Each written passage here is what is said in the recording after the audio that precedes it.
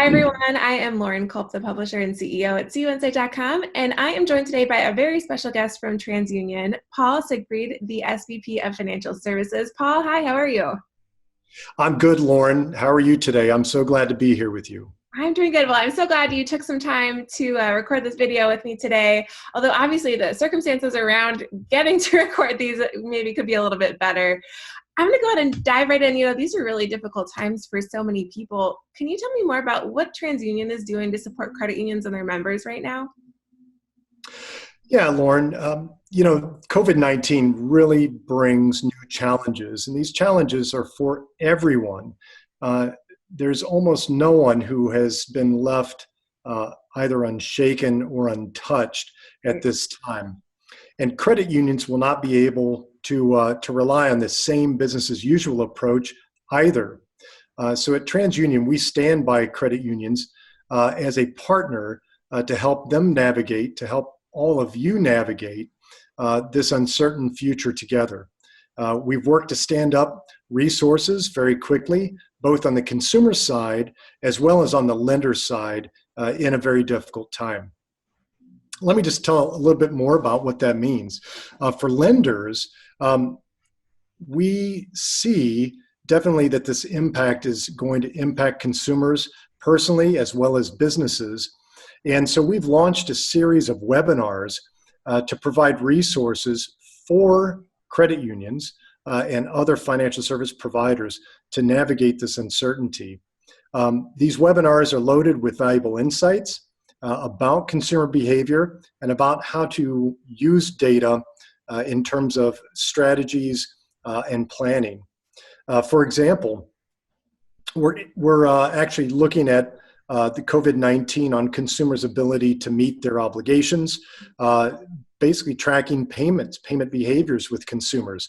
And so we want to enable credit unions to implement these new resources in their own strategies so that they can take the steps they need to both identify and then protect their business while these consumer behaviors are really changing.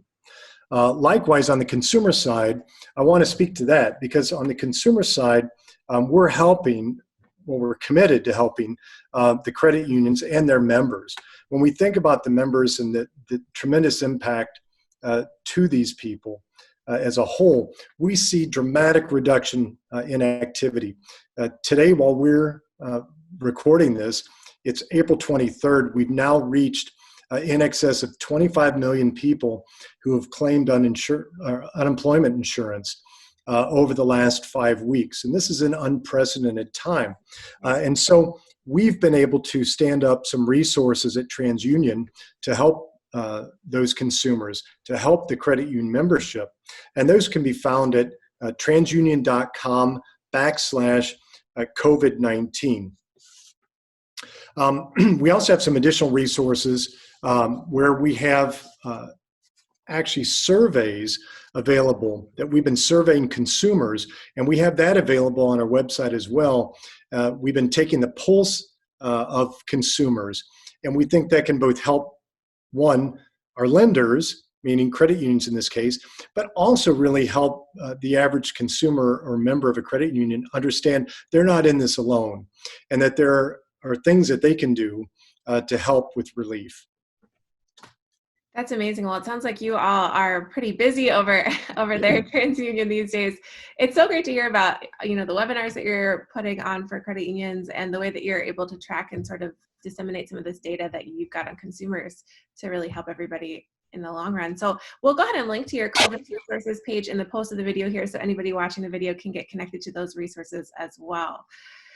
So that'd be great. Thank you for passing that along. Of course, we are happy to do that. I'm curious, Paul, how do you think that this, there's so many implications of COVID-19 and what's going on right now. How do you think that this is going to affect credit unions in the way that we all do business in the long run? This type of impact is unprecedented. I've seen 4 different types of downturns in my career, and none of them have been the same, but this one's dramatically different. And it's the speed and the size of the change that makes this so, so different. And so I think because of that, I think credit unions are going to be called to do things a little bit different. I think one, they've always been tremendous in helping their membership. And I think that's going to be first and foremost is members are going to perceive how well that the credit union has performed in this situation, meaning are they giving relief in terms of some payment deferrals?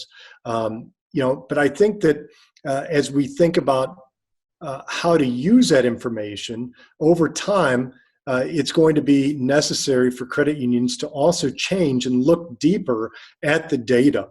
Meaning, if someone has a payment deferral, not all of them can be treated the same way. And so I think they're going to need to look deeper at the data and be able to understand more about the data of the consumer or the member in this case, and really develop new targeted outreach strategies, both before the deferral's over, but also once this deferral period ends. And let's look forward into the July-August timeframe when members are going to come out of deferral periods and seek some level of relief if they don't have their job back. And so I think part of this becomes a timing exercise. And I think that the credit unions are going to want to follow that closely and be able to adapt.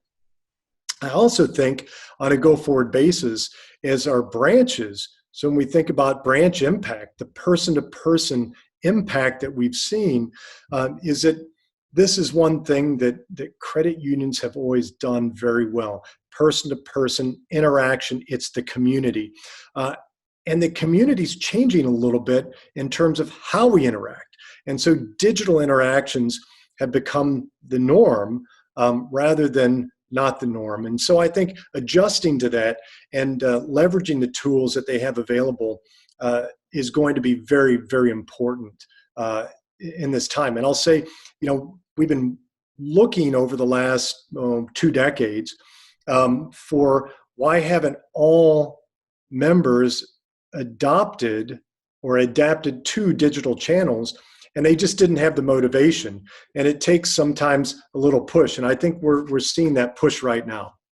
Absolutely. That is such a good point. Well, I think I've heard so many people in my personal life talking about how they're having to figure out remote capture, remote deposit of their checks and all of that sort of stuff. And I think you're absolutely right. We'll see some really big changes.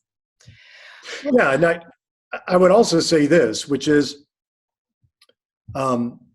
it's too early to tell. We're 5 weeks into this. But I was asked another question this morning by someone, and they asked, do I think institutions will be rewarded by their members during this time? And I think absolutely they will. I think the tone, the approach that they take, the membership will respond and they'll remember it for a long time. And so I just want to reiterate that point, that I think the more that the credit unions do to personalize the approach, to customize what they're doing, no matter what channel they're in, I think is going to be well received. Amazing. Absolutely. This is a big opportunity for all of us to really be remembered for the way that we handle this. So thank you. Paul, I'm curious, so switching gears a little bit here, I'm curious how you're doing personally. You're, a big leader at TransUnion, and I'm curious, what's been keeping you sane? Are you sane as we sort of navigate these trying times? Well, that's a great question. On the personal front, I think a couple things, and I think they cross over between professional life, personal life. I think on one hand, my dog doesn't know why we're here. And he's probably been affected more than anyone because his routine got thrown off. Right. But I think both personally and professionally, while we're distanced in this low mobility state, what we do have a feeling that on many levels, we're actually closer. So we've been able to have more all-company meetings, more divisional meetings, more departmental meetings, it's more frequent. Might not be as long, but more frequent. And really, I think folks that maybe weren't based directly in our office are feeling closer to what we're doing today. And I would say that about family, where in many cases, personally, I think that we're in closer contact, checking on people today than maybe we were. Our lives were just very busy, and I think they're still really busy, but they've changed a little bit. And in this case, I think it has brought us a little bit closer together while we're further apart. That is such a good point. Well, and the dog point too. I have a few friends whose dogs don't even want to go for walks anymore. They've been walked so much.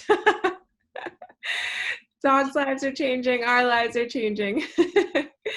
Thank you so much for sharing. I am with you. There are a lot of great ways we're able to stay connected now with folks that we maybe don't get to see all that often. So, Paul, any last thoughts that you'd like to share with our audience today?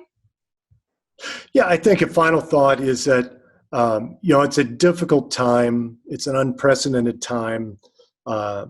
As a country that's always overcome obstacles, I'm sure that we will. It's going to take a little bit of time. It's happening quickly. The hope is it will return as quickly. Probably not going to happen quite as quickly, but certainly I think we're all looking forward to that day of getting back together and seeing, the people that we enjoyed in our working lives come back together and being able to celebrate. So I would just, end with that I'm looking forward to that day, and I'm sure we, as a country, we will overcome. Absolutely. Well, what a perfect way to wrap up here. I'm also looking forward to the day that we are able to get back and see people face to face. But until then, thank you so much for spending some time with me and sharing all these great insights about the situation. Again, I'll link to the COVID resource page that TransUnion has for anyone in our audience today who wants to get connected to more. Again, thank you so much, Paul. I hope you stay safe and healthy, and maybe I'll run into you someday soon. I look forward to it personally, Lauren. Thanks again for your time today. Thank you, CUInsights. Thank you. Take care.